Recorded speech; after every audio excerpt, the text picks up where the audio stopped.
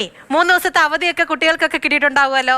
Happy ആണല്ലോ. നിങ്ങൾ ഈ അവധിയൊക്കെ ആഘോഷിക്കുന്നത് ശരിക്കും ഒരുപാട് സന്തോഷത്തോടു കൂടിയായിരിക്കും അല്ലേ? ഓണം അവധിയൊക്കെ കഴിഞ്ഞു, അതുമൊക്കെ അടിച്ചു പൊളിച്ചു. അപ്പോൾ ഓണക്കാലത്ത് സങ്കടപ്പെട്ടിരുന്ന കുറച്ച് പേരുണ്ടായിരുന്നു, കുട്ടികൾ തന്നെയാണ്. ഓണം അവധിയൊക്കെ കിട്ടിയിട്ട് ഈ കുഞ്ഞുങ്ങൾ എന്തിനാ സങ്കടപ്പെടുന്നത് എന്നൊരു ചോദ്യം നിങ്ങൾക്ക് മുന്നിലുണ്ടാകും. അതിന് കാരണമുണ്ട്. അവരെ സംബന്ധിച്ച് അതൊരു വലിയ കാരണമാണ്. കുമാരപുരം ഗവൺമെന്റ് UP സ്കൂളിലെ കുട്ടികളാണ് ഓണം അവധിക്ക് സങ്കടത്തോടെ പോയത്. കാരണം എന്താണെന്നറിയോ? ഓണക്കാലത്ത് തന്നെ സ്കൂൾ അങ്കണത്തിലെ കൃഷിപ്പാടത്ത് പൂ വിരിയുമെന്ന പ്രതീക്ഷയിലായിരുന്നു ഇവർ. ഒരു കൃഷിയൊക്കെ ഉണ്ടായിരുന്നു. ഇപ്പോൾ വൈകി എത്തിയതിന് സന്തോഷത്തിലാണ് വിദ്യാർത്ഥികൾ. അപ്പോൾ കാരണം മനസ്സിലായല്ലോ. ഓണ സമയത്തിന് വേണ്ടിയിട്ട് കൃഷി നടത്തിയിട്ട് അന്ന് പൂ വിരിഞ്ഞില്ല. പക്ഷെ ആ സന്തോഷം ഇപ്പോഴാണ് അവരെ തേടിയെത്തിയത്.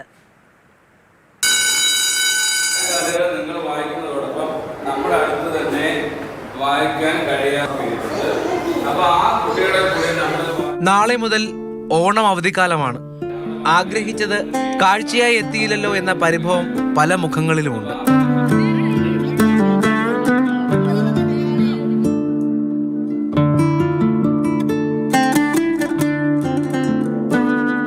പല ആവർത്തി നോക്കിയിട്ടും മൊട്ട് നിറമായി വിടർന്നില്ല.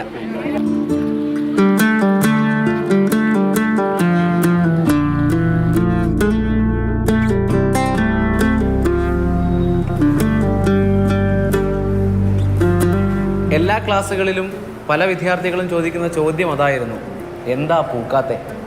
എന്തായാലും അധ്യാപകർ പറഞ്ഞ മറുപടി, പൊന്നുപോലെ കാത്ത കൃഷിയല്ലേ, ഒന്ന് കാത്തിരിക്കൂ, വസന്തം അത് വരാതിരിക്കില്ല.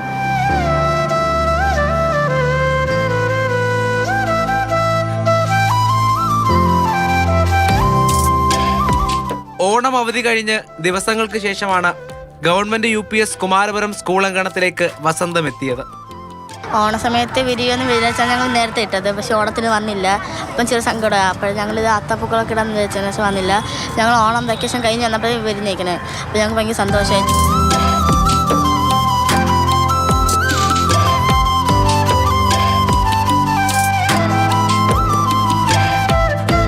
ഭയങ്കര സന്തോഷമാണ്.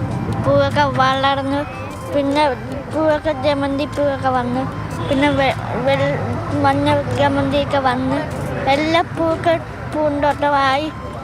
അങ്ങനെയുള്ള അതേ ഉള്ളൂ. വിടർന്നു നിൽക്കുന്ന പല നിറത്തിലെ പൂക്കളെ പോലെ വൈവിധ്യങ്ങളെ ചേർത്ത് പിടിക്കുന്ന കൃഷിപ്പാടമാണ് സ്കൂളിന് മുന്നിലുള്ളത്.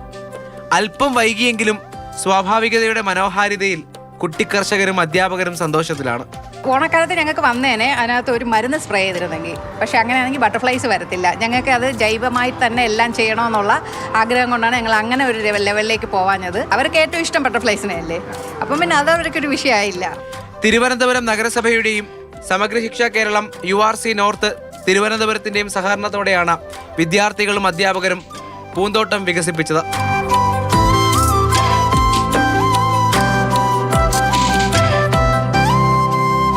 പൂക്കൃഷിക്കൊപ്പം പച്ചക്കറി കൃഷി, ബട്ടർഫ്ലൈ പാർക്ക് എന്നിവ ഇവർക്ക് സ്വന്തമായുണ്ട്. കൃഷി ഇന്നിവർക്കൊരു ശീലമാണ്. പാടങ്ങൾ ഓരോന്നായി പഠിച്ചു തീർക്കുമ്പോഴും കൃഷിപ്പാടത്ത് മനസ്സ് നട്ടിരിക്കുകയാണിവർ.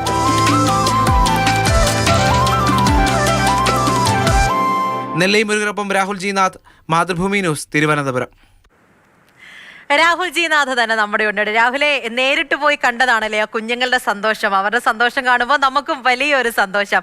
ഓണക്കാലത്തൊക്കെ ഒരുപാട് സങ്കടമായിക്കാണ്. ആ പൂവൊക്കെ പറിച്ചിട്ട് അവരുടേതായിട്ടുള്ള എത്രയോ കാര്യങ്ങളുണ്ടായിരുന്നു. ടീച്ചർമാർ പറഞ്ഞതുപോലെ ഒരു കെമിക്കലൊക്കെ സ്പ്രേ ചെയ്ത് വേണമെന്നുണ്ടെങ്കിൽ പൂ വിരിക്കാമായിരുന്നു. പക്ഷെ കുഞ്ഞുങ്ങളുടെ സന്തോഷം പൂവിൽ മാത്രമല്ല, പൂമ്പാറ്റകളും എത്തണം. ഇനി ഓണാവധി അങ്ങ് പോയെങ്കിൽ അങ്ങ് പോട്ടെ, സങ്കടപ്പെടേണ്ട കാര്യമൊന്നുമില്ല. 3 ദിവസത്തെ അവധി ഇനി സന്തോഷത്തോടുകൂടി ഇരിക്കാല്ലേ. അത്രത്തോളം വലിയ വസന്തമാണ് അവരുടെ മനസ്സിൽ വന്നേക്കുന്നത്. അങ്ങനെ തന്നെയാണ്. കാരണം ഈ ഓണാഘോഷത്തിന്, സ്കൂളിലെ ഓണാഘോഷത്തിന് സ്വന്തം കൃഷിയിടത്തിൽ നിന്ന് സ്വന്തം പൂക്കൾ അത്തപ്പൂക്കളത്തിന് ഉപയോഗിക്കാമെന്ന് കരുതി നിന്ന കുട്ടികളാണ്. അത്രമാത്രം ജാഗ്രതയോടെയാണ് ഇവരെ കൃഷിപ്പാടത്തെ നോക്കിക്കണ്ടത്. പഠിക്കാൻ വരും മുമ്പ് വെള്ളം ഒഴിക്കുന്നു, കാര്യങ്ങളൊക്കെ ചെയ്യുന്നു. പക്ഷേ ഇവിടെ അധ്യാപകർ ചെയ്ത, അല്ലെങ്കിൽ ഈ പറഞ്ഞതുപോലെ ഈ URCയുമായി ബന്ധപ്പെട്ട ആളുകൾ ചെയ്തൊരു നല്ല കാര്യം എന്ന് പറയുന്നത്, സ്വാഭാവികമായി ആ പൂ എന്ന് വിടരുന്നു അന്ന് വിടട്ടെ എന്ന് പഠിപ്പിച്ചൊരു പാഠമാണ്. കാരണം ഇവർക്കൊരു പാഠം തന്നെയാണ്, കൃഷിപ്പാഠമാണിത്. കാരണം കൃഷിപ്പാടത്ത് പോയി പുതിയൊരു പാഠം പഠിക്കുകയാണ് ഇവർ. എങ്ങനെ കൃഷി ചെയ്യാം, എങ്ങനെ വെള്ളം ഒഴിക്കാം, എങ്ങനെ പരിപാലിക്കാമെന്ന്. അപ്പോൾ അവർക്ക് കൊടുത്ത മനോഹരമായ പാഠം സ്വാഭാവികമായി ഉണ്ടാകുന്നതിന് വ്യത്യസ്തമായ ഒരു മനോഹാരിത ഉണ്ടാക്കും. ആ മനോഹാരിത എന്താണെന്ന് നിങ്ങൾ അല്പം കാത്തിരുന്ന് മനസ്സിലാക്കൂ എന്നുള്ള പാഠമാണ് ഇവിടെ എന്തായാലും പകർന്നു കൊടുത്തിരിക്കുന്നത്. അവർക്ക് ആ ഒരു കാത്തിരിപ്പിൻ്റെ ഒരു ദൈർഘ്യം നമുക്കറിയാം. ആദ്യം സങ്കടപ്പെടുന്നുണ്ട്, പിന്നീട് സന്തോഷത്തിലേക്ക് വരുന്നുണ്ട്. ആ സന്തോഷമാണ് ഇപ്പോൾ നമുക്ക് കാണാൻ കഴിയുന്നത്. കുറേയധികം ആളുകൾ സംസാരിച്ചു കേട്ടോ നമ്മളോട്, കുറേ വിദ്യാർത്ഥികൾ സംസാരിച്ചു, അധ്യാപകർ സംസാരിച്ചു.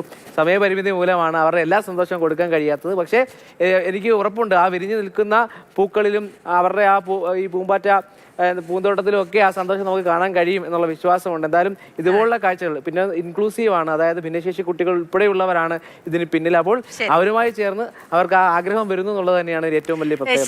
ശരി രാഹുലെ, നമ്മൾ പല സന്ദർഭങ്ങളിലും സ്വാഭാവികമായിട്ട് പറയുന്ന പോലെ ഒരു വൈകി വന്നൊരു വസന്തമല്ലേ, പക്ഷേ ആ വൈകി വന്ന വസന്തത്തിലും ഒരുപാട് മനോഹാരിതയുണ്ട്. അത്രത്തോളം സന്തോഷത്തിലാണ്